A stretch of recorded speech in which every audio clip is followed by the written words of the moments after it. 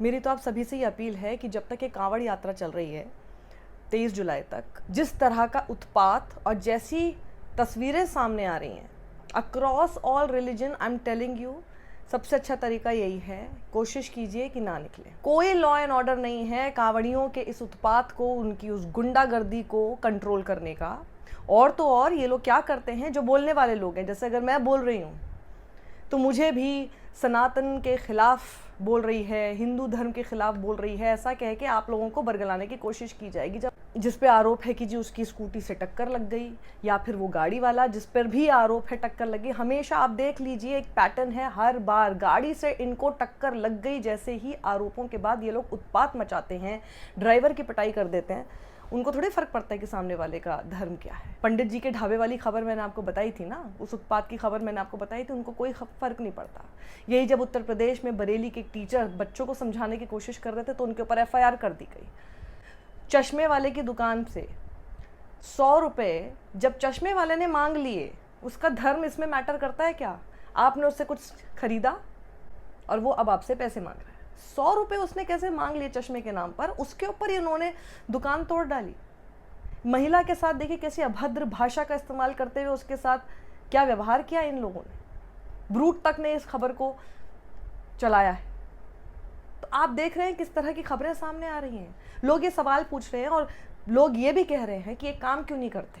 जब तक ये कांवड़ यात्रा चल रही है ना, जनरल पब्लिक के लिए ही ना पूरी रोड का इस्तेमाल ही बंद कर दीजिए ना, इसको वंस एंड फॉर ऑल ख़त्म कर देते हैं। अगर पूरी तरह से कंट्रोल नहीं करना है, इनको सिर्फ इनको संरक्षण देना है, इनको लॉ एंड ऑर्डर की परवाह नहीं है, और जनरल पब्लिक हमेशा इसमें पिसती रहेगी, पिटेगी वो कांवड़ियों से, तो अच्छा यही है कि कह क्यों नहीं देते भैया, जनरल पब्लिक कोई नहीं जाएगा, अब कोई बाहर ना निकले भाई। इसीलिए मैं कह रही हूँ, अपील सबसे बड़ी मेरी यही है, वो कहें ना कहें, लेकिन मैं आपसे ये अपील कर रही हूँ कि अच्छा यही होगा कि ना ही निकलें, इन सब रूट्स पे तो बिल्कुल ही ना निकलें। स्कूल ये लोग बंद करा सकते हैं भाई, सिंपल सी बात है ना। टीचर को एफआईआर में फंसा दो, वो खुद कह रहा है मैं तो एबीवीपी का शख्स रह चुका हूँ, लेकिन इनके लिए कोई मैटर नहीं करती कोई भी चीज़। कैसे आपने कह दिया, क्योंकि इनका पूरा वोट बैंक ही रिलीजन के नाम पे चलता है, उसके नाम पे फिर कितनी भी गुंडागर्दी हो जाए उसको ये लोग बर्दाश्त करेंगे, just because it really helps them. और ये हेल्प क्यों करता है? क्योंकि आप अगर दर्शक के तौर पर एक कोई हिंदू मुझे इस वक्त देख रहा है, मैं आपसे पूछना चाहती हूँ, क्या आप कांवड़ यात्रा के नाम पर जो कुछ लोग गुंडागर्दी करते हैं उसको आप सपोर्ट करते हैं? अगर आप सपोर्ट करते हैं तो फिर आप इस बात के लिए भी तैयार रहिए कि कल को आप, आपके परिवार का कोई भी सदस्य, आपके बच्चे भी उसी उत्पात में फंस सकते हैं। फिर कैसे कहेंगे कि कांवड़ियों ने कुछ गलत किया? और आप लोग इसको गलत नहीं मानते हैं, इसीलिए प्रशासन फूल बरसाता है और प्रशासन इनको कुछ नहीं कहता है। पिछली बार मैंने एक वीडियो बनाया था और उसमें जब मैं टीचर के ऊपर जो एफआईआर कर दी गई थी उस पर बात करते हुए मैं बोल रही थी, एक पर्टिकुलर मैंने स्पेसिफिक सेगमेंट मेरा, जो कि राइट विंग और जितने ट्रोल्स हैं वो उसको अपने आप को सूट करते हुए चला रहे हैं कि देखिए ये सनातन के खिलाफ बोल रही है, हमारे हिंदू देवी देवता का अपमान कर रही है। क्योंकि मैंने ये कहा कि जब मस्जिदों के सामने तलवारों को हिलाते हुए आप जब भद्दे और अश्लील गानों का इस्तेमाल करते हैं, वो किसके नाम पर करते हैं? क्या वो हिंदू धर्म कहता है? क्या वो कोई भक्ति होती है? आराम से भी तो कांवड़िए जा रहे हैं, कितने सारे कांवड़िए हैं जो कि आराम से जा रहे हैं, कोई उत्पात नहीं मचा रहे हैं, शिव भक्ति में लीन है, उनका मकसद क्योंकि यही है।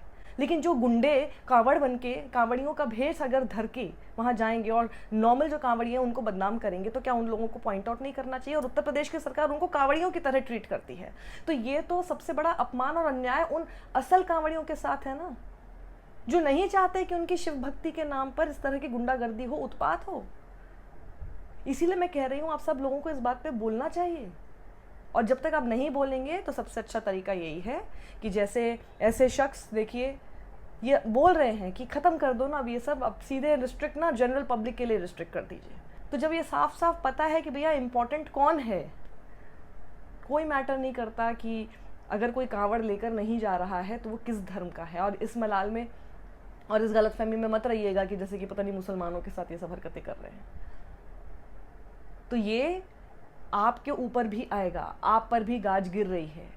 आपका नुकसान भी होगा और साथ ही आपकी जान भी जोखिम में डल सकती है। क्योंकि फिर मैं आपको बता दूं कि जब इस तरह की कोई घटना होती है, वहाँ महिला के साथ हो रही है, कोई नहीं आ रहा बचाव में। देख लीजिए, प्रशासन नहीं आएगा बचाव में, कोई नहीं आएगा आपके लिए, क्योंकि सामने जो खड़ा है वो कांवड़िए के भेष में खड़ा हुआ एक उत्पाती, एक गुंडा है, जो सिर्फ गुंडागर्दी करने के लिए ही है। चश्मे के लिए 100 रुपए कैसे मांग लिए, उस पर वो उत्पात मचा देगा। सही गलत में फैसला करना कभी तो सीखिए, कभी तो आंख पर पड़ा ये जो धर्म के नाम पर आपको जो एक ये चाशनी पिलाई जा रही है, उसका खुद ही एंटीडोट बनाकर तो देखिए। आंखें खोलिए, तब जाकर समझ में आएगा कि जो हो रहा है वो कितना गलत है और कैसे आप इस गलत का सपोर्ट करते जा रहे हैं, जिसका खामियाजा कल को आपके अपने बच्चे, आपके अपने परिवार भुगतेंगे। तो क्या उनकी आंख में आंख डालकर, उनसे आंखें मिलाकर जवाब दे पाएंगे कि इस गुंडई का सपोर्ट आप क्यों कर रहे थे? इस वीडियो को ज़्यादा लोगों तक पहुंचाइए। कम से कम शायद इसी अपील को मान लें कि जी सरकार तो कुछ करेगी नहीं, बोलेगी नहीं, क्योंकि कह नहीं सकती ना कि जो जनरल पब्लिक के लिए रास्ता बंद कर दिया जाए। लेकिन कुछ भी ऐसी चीज़ हो जाए तो आपको पता है उनका बायस क्या है और वो किसके साथ खड़े मिलेंगे।